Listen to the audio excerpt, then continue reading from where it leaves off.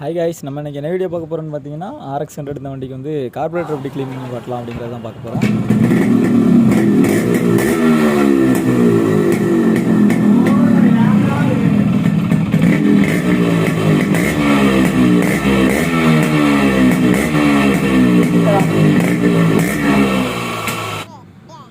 இந்த வீடியோக்குள்ளே போகிறதுக்கு முன்னாடி நம்ம சேனலுக்கு இப்போ தான் நீங்கள் புதுசாக வரீங்க அப்படின்னா மறக்காம நம்ம சேனலை சப்ஸ்கிரைப் பண்ணிக்கோங்க. கூடவே அந்த பெல் ஐக்கானையும் ப்ரெஸ் பண்ணிக்கோங்க. அப்போ தான் நம்ம சேனலில் போடுற ஒவ்வொரு வீடியோ உங்களுக்கு நோட்டிஃபிகேஷன் வரும். சரி, வாங்க இந்த வீடியோக்குள்ளே போகலாம். கார்பரேட்டர் க்ளீன் பண்ணுறதுக்கு ஃபஸ்ட்டு நீங்கள் வந்து சைட் டோர் ரெண்டையும் கழட்டிக்கோங்க. அதுக்கப்புறம் வந்து கார்பரேட்டர் ரிமூவ் பண்ணணும். கார்பரேட்டர் ரிமூவ் பண்ணுறதுக்கு இதில் வர கிளாம்பை வந்து லூஸ் விடணும்.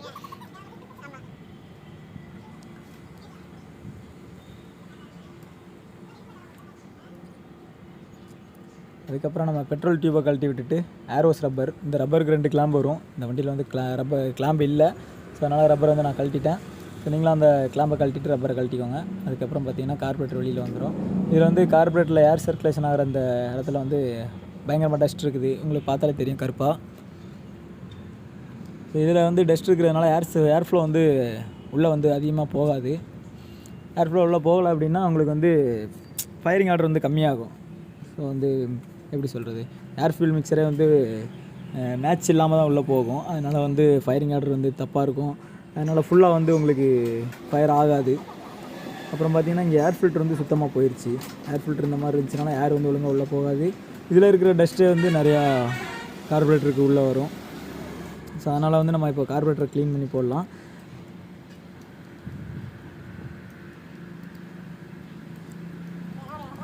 இது வந்து பார்த்திங்கன்னா நீங்கள் வந்து வீட்டில் வச்சே ஈஸியாக கழட்டி க்ளீன் பண்ணி போடலாம். RXஐ பொறுத்தளவில் நீங்கள் நிறையா வண்டிகளுக்கு வந்து வீட்டில் வச்சு தான் பண்ணணும்னு எதிர்பார்ப்பாங்க. ஸோ அந்த மாதிரி இருக்கிறதுக்கு இந்த மாதிரி சின்ன சின்ன வேலையெல்லாம் வந்து நீங்களே பண்ணிக்கலாம். பட் இந்த வீடியோ வந்து நார்மலாக கார்பரேட்டர் க்ளீன் பண்ணுறது எப்படி அப்படிங்கிறது தான். நீங்கள் ஃபுல் டீட்டெயிலோடு இருக்கிற வீடியோ வந்து அடுத்த வீடியோவாக நான் போஸ்ட் பண்ணுறேன். ஸோ அதை வந்து நீங்கள் வீட்டில் வச்சு பண்ண முடியாது. இதில் வந்து பார்த்திங்கன்னா கார்பரேட்டர் நம்ம கழட்டியாச்சு. கப்புக்குள்ளே வந்து ஃபுல்லாக டஸ்ட் இருக்குது. இப்போ கையில் ஊற்றி காமிக்கிறேன். பார்த்திங்கன்னா உங்களுக்கே தெரியும், அதில் வந்து டஸ்ட்டு ஃபுல்லாக இதாகுது. இது வந்து ஆல்ரெடி பேஸ்ட் போட்டிருக்காங்க. அது ப்ளஸ் வந்து இதில் கையில் வந்து இப்போ இருந்துச்சு பார்த்திங்களா, அது வந்து தண்ணி. இப்போ தண்ணியும் உள்ளே இருக்குது, டஸ்ட்டு ஃபுல்லாக இருக்குது.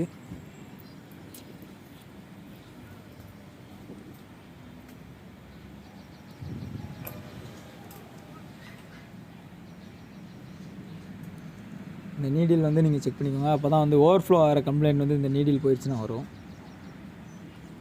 இதில் வந்து இந்த சின்ன ஸ்க்ரூ இருக்குது பார்த்திங்களா, ஸ்லோ ஸ்பீட் ஸ்க்ரூ, அது வந்து ஸ்லிப்பாகி தான் இருக்குது. ஸோ அதனால் அதை வந்து நம்ம இப்போ கழட்ட போகிறது இல்லை. அது வந்து நல்லா இருந்துச்சுன்னா ஈஸியாக கழட்டிடலாம். ஸ்லிப்பாக இருந்துச்சுன்னா கொஞ்சம் கழட்டுறது ரிஸ்க்கு.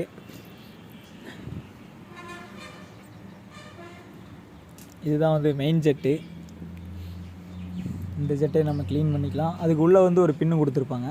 அந்த பின்னையை வந்து நல்லா கழட்டி க்ளீன் பண்ணிக்கலாம். ஏன்னா அதில் வந்து சின்ன சின்ன ஹோல்ஸ் கொடுத்துருப்பாங்க. அது அடைச்சிருந்து அப்படின்னா உங்களுக்கு வந்து பிக்கப்பு இது எல்லாமே வந்து ட்ராப் ஆகும். அதுக்கப்புறம் அடைச்சி ஓடுறது, ஃபுல்லாக வந்து ரைஸ் ஆகாமல் இருக்கிறது, இந்த மாதிரி நிறையா கம்ப்ளைண்ட் வரும். மேக்ஸிமம் நீங்கள் பெட்ரோல் டீசல் அந்த மாதிரி இதை வச்சு யூஸ் பண்ணாமல் இந்த மாதிரி கார்பரேட்டர் க்ளீனர் தனியாக இருக்குது. ஸோ அதை வாங்கி க்ளீன் பண்ணிங்கன்னா இன்னுமே வந்து நல்லாயிருக்கும்.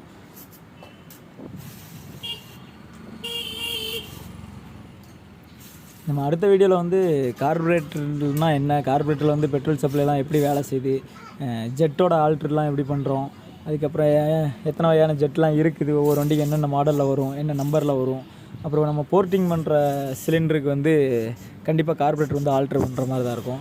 ஸோ அந்த மாதிரி பண்ணுறதுனா எப்படி, அந்த மாதிரி கார்பரேட்டரோட ஃபுல் டீட்டெயில் ரிவ்யூ அது வந்து கூடி சீக்கிரம் நாங்கள் வந்து அடுத்த வீடியோவில் போடுறோம். ஸோ இந்த வீடியோ வந்து நம்ம சப்ஸ்கிரைபர் ஒருத்தர் கார்பரேட்டரை பற்றி போட சொல்லி கேட்டிருந்தார். ஸோ அது அவருக்காக தான் இந்த வீடியோ.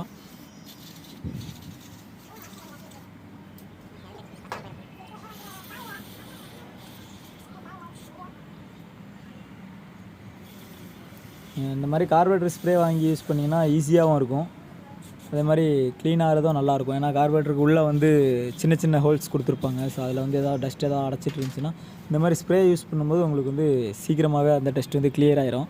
ஆனால் நம்ம நார்மலாக டீசல் பெட்ரோல் அந்த மாதிரி யூஸ் பண்ணும்போது ஏர் கம்ப்ரெஷர்லாம் இல்லாமல் உங்களுக்கு அதுக்குள்ளே இருக்கிற டஸ்ட் வந்து வெளியில் எடுக்கிறது வந்து கஷ்டம். பட் ஆனால் அந்த மாதிரி க்ளீனர் யூஸ் பண்ணும்போது உங்களுக்கு வந்து அதுவாகவே ஆட்டோமேட்டிக்காக எடுத்துகிட்டு வந்துடும். அதுக்கப்புறம் நீங்கள் லைட்டாக காய வச்சு மாட்டிங்கனாலே போதும்.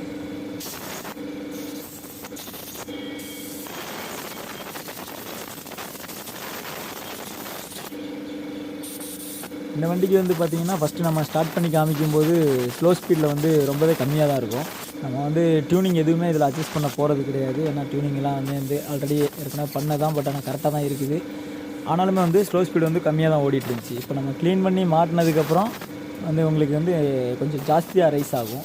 ஏன் அப்படின்னு பார்த்தீங்கன்னா, முதல்ல வந்து ஏர் ஃப்ளோ வந்து அந்த டஸ்ட் அடைச்சிருந்ததுனால கம்மியாக போயிட்டு இருந்துச்சு. இப்போ வந்து ஏர் ஃப்ளோலாம் வந்து கரெக்டான அளவில் உள்ள போகும்போது உங்களுக்கு வந்து ரைஸிங் கொஞ்சம் அதிகமாக இருக்கும். ஸோ அதுவும் வந்து எந்த மாதிரி ரைஸ் ஆகுது அப்படிங்கிறது வந்து லாஸ்ட்டில் காமிக்கிறேன்.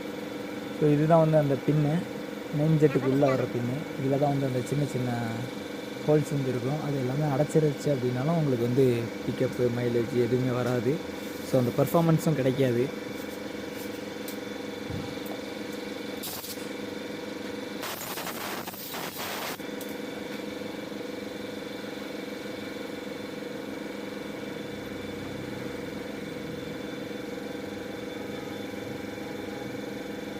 மாட்டும்போது கரெக்டாக அந்த பின்னை வந்து ஃபஸ்ட்டு லாக் பண்ணிக்கோங்க. அதில் ஒரு சின்ன ஸ்டெப்பு வரும். அந்த ஸ்டெப்பு வந்து மேலே பார்த்த மாதிரி வச்சு மாட்டிக்கோங்க. கரெக்டாக இருக்கும். அதுக்கப்புறம் நீங்கள் மெயின் ஜெட்டை போட்டு டைட் பண்ணிக்கலாம். மெயின் ஜெட்லாம் போட்டு டைட் பண்ணும்போது ஒரு அளவுக்கு டைட் வைங்க. கொஞ்சம் ஜாஸ்தியாக டைட் வச்சா கட்டாரக்கான வாய்ப்பு நிறையா இருக்குது. இந்த கார்பரேட்டர் வந்து அலுமினிய பாடியில் தான் வருது.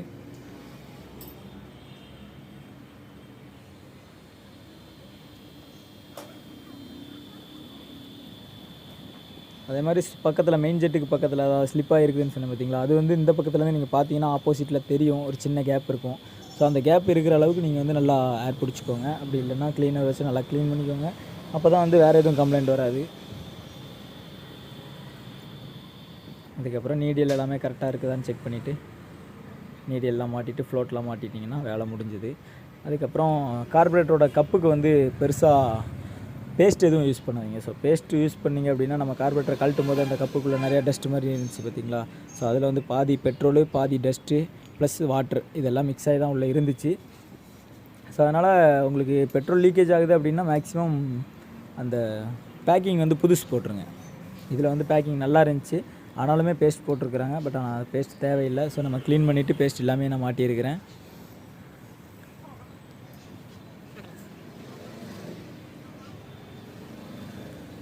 இப்போ கார்பரேட்டர் நம்ம நீட்டாக க்ளீன் பண்ணியாச்சு. இதை மாட்டலாம் வண்டியில். மாட்டும்போது இந்த ஸ்லைடரில் வந்து இந்த ஸ்டெப்பு கொடுத்துருப்பாங்க. அது வந்து நம்ம ஸ்லோ ஸ்பீட் அட்ஜஸ்ட் பண்ணுவோம் பார்த்தீங்களா, ஸ்க்ரூ அதுக்கு நேராக வச்சு மாட்டணும். அப்போ தான் வந்து ஸ்லைடரை வந்து மாட்ட முடியும். அதுக்கப்புறம் அந்த ஏரோஸ் ரப்பர், ஸோ அதை மாட்டுறது தான் வந்து கொஞ்சம் உங்களுக்கு கஷ்டமாக இருக்கும்.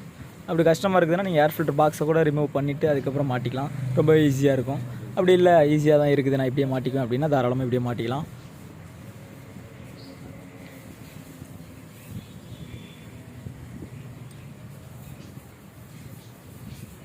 அவ்வளோதான். கார்பரேட்டர் க்ளீன் பண்ணி மாட்டுறது வந்து ரொம்பவே ஈஸி. இவ்வளோ தான் ஈஸியான மெத்தடும் இது தான்.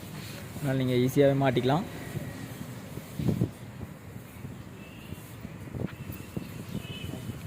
ஓகே கைஸ், நம்ம சேனலில் வந்து 2 ஸ்ட்ரோக் அப்புறம் RX இந்த மாதிரி வண்டியோட வீடியோ வந்து ரெகுலராக இந்த மாதிரி போஸ்ட் பண்ணலான்னு இருக்கிறோம்.